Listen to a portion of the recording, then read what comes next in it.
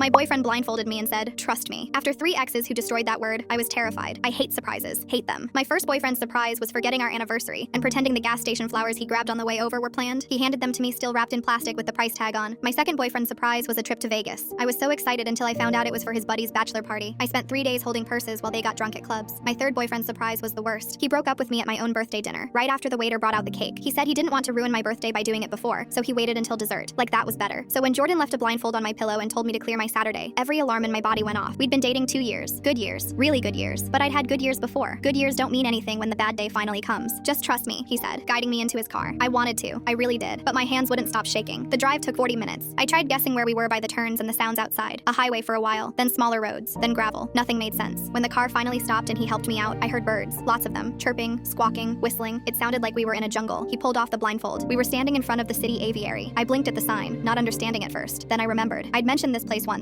maybe 6 months ago. I saw a flyer at a coffee shop and said it looked cool. Just a passing comment while we waited for our lattes. I didn't think he was even listening. He was on his phone. You remembered, I whispered. Jordan grinned, but there was something nervous in his eyes. 2 years with you. I pay attention. None of my exes ever paid attention. Not once. I wanted to cry right there in the parking lot. Inside was magical. Families filled the seats. Kids pointed at bird cages along the walls. Parakeets chirped. A macaw squawked. Somewhere a cockatoo whistled a little tune. We found seats in the middle and I couldn't stop smiling, but Jordan kept fidgeting, checking his phone, adjusting his collar, bouncing his leg. The old fear crept back. What if this was the setup for bad news? What if he brought me somewhere beautiful so I couldn't make a scene when he dumped me? My third boyfriend did that. Picked a nice restaurant so I'd be too embarrassed to cry. What if Jordan was doing the same thing? I started picking at my nails, a nervous habit I'd had since I was a kid. A woman in khaki pants stepped onto the stage with a gray pigeon on her arm. Good afternoon, everyone. This is Percy. He's a messenger pigeon. Hold up a bill and Percy takes it. Then he brings back a special note. Think of it as the world's most expensive fortune cookie. The crowd laughed. A little girl went first. Percy swooped down gentle as a feather, took her dollar and flew back. Her note said, "Adventure awaits." She beamed at her mom. An older man tried next. His said, "Wisdom grows with age." He chuckled and showed his wife. Jordan nudged my arm. "You should try." I don't know. Come on. For me, he was still fidgeting, still nervous, but something in his voice made me reach into my purse. I found a $5 bill and held it up. Percy's head turned toward me. He launched from his perch and landed on my armrest. He cocked his head like he was studying me. Then he took the bill so gently it felt like a kiss. He flew back to his cage. The woman retrieved a scroll tied with white ribbon and walked it over to me. That seemed odd. The others had been read out loud from the stage. "This one's special," she said with a wink. My hands trembled as I untied the ribbon. The scroll was longer than the others. Real parchment. I unrolled it slowly. The handwriting was Jordan's. "My dearest love, from the moment you stole my heart like Percy stole that bill, I knew you were the one. I know surprises scare you. I know people have let you down, but I'm not them. I see you. I hear you. I remember the little things because to me, nothing about you is little. Will you marry me?" I read it 3 times. Tears blurred the words. I turned to Jordan. He wasn't in his seat anymore. He was on one knee in the aisle, holding a small velvet box. "I know you've been hurt," he said. His voice cracked, "but I'm not going anywhere. I'm just asking you to let me love you forever." A little kid in the front row whispered loud enough for everyone to hear. "Is she gonna say yes?" I laughed through my tears. 1,000 times yes. The ring caught the light as we walked out hand in hand. Percy had delivered a lot of messages, but I like to think ours was his favorite.